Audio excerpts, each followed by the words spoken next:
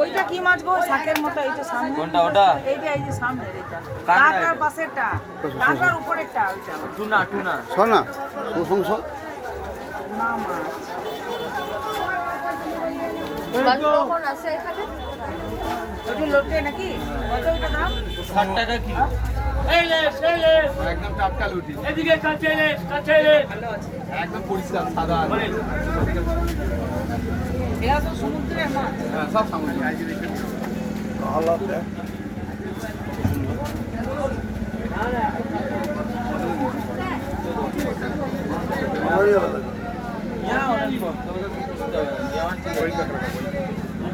আমার দাম এখন বললে